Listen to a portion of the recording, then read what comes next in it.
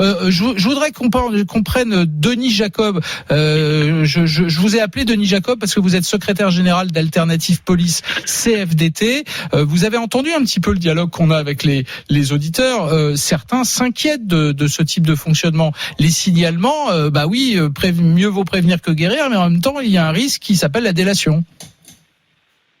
Oui, bonjour Laurent Neumann. Je pense qu'il faut être très prudent par rapport à tout ce que je viens d'entendre. Il ne faut pas partir dans un délire paranoïaque de chasse aux sorcières ou de chasse aux musulmans.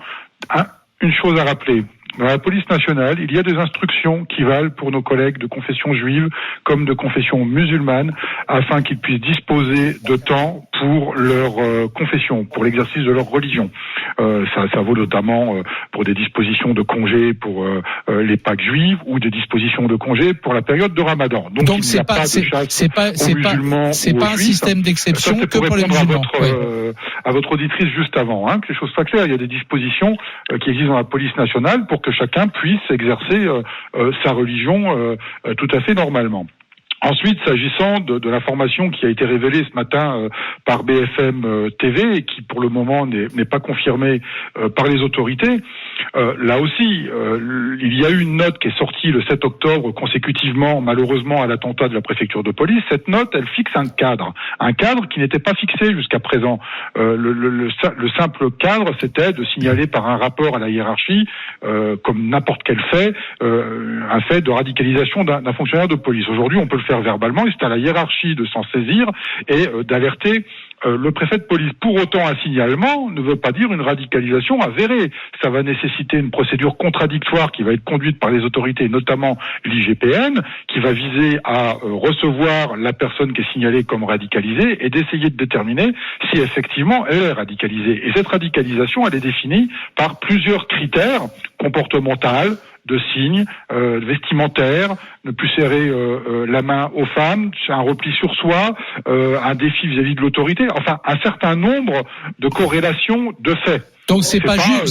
Je vais pas faire un rapport de signalement parce que mon collègue est barbu. Dans la police nationale, le port de la barbe est autorisé pour tous depuis 2 ans. Donc voilà, il faut pas non plus aller d'un extrême à l'autre. Pour autant, il faut pas non plus que ces signalements soient une façon de mettre en place une délation, et ce n'est pas le cas. Est-ce que vous avez demandé,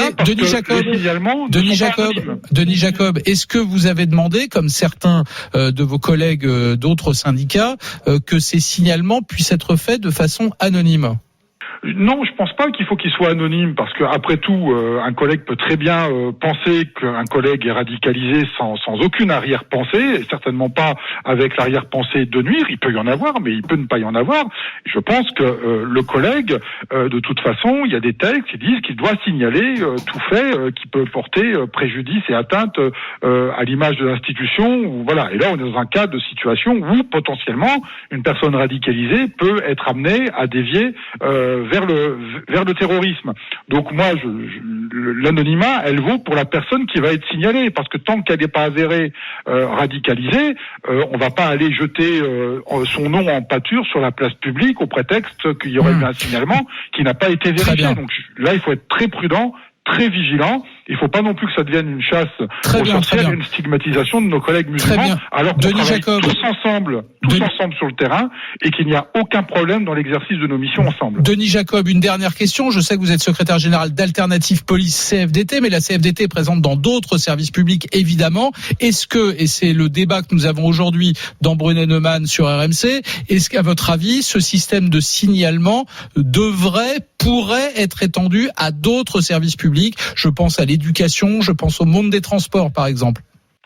C'est une demande que moi, en tant que secrétaire général d'Alternative Police CFDT, je formule. C'est-à-dire qu'au-delà de la police nationale, il faut effectivement que tout ça soit appliqué au niveau de la fonction publique. Pourquoi ? Parce que dans les textes de la fonction publique, il est clair, tout agent de l'État doit faire preuve de neutralité, qu'elle soit politique, philosophique ou religieuse. Donc on est des institutions laïques, et donc je pense qu'il est bon et sain qu'un cadre soit fixé dans l'ensemble de la fonction publique pour le signalement, mais un cadre qui vaut dans un sens comme de l'autre. Celui qui dénonce, enfin qui signale un fait qui s'avère non avéré, il faudra déterminer pourquoi il l'a signalé, et si c'est un fait dénoncé de manière imaginaire, eh bien le collègue, le fonctionnaire s'expose lui aussi à des sanctions si ce sont des faits qui ne sont pas avérés. Merci beaucoup Denis Jacob. Je rappelle que vous êtes secrétaire général d'Alternative Police CFDT. Merci d'être intervenu et de nous avoir expliqué tout ça dans Brunet Neumann sur RMC.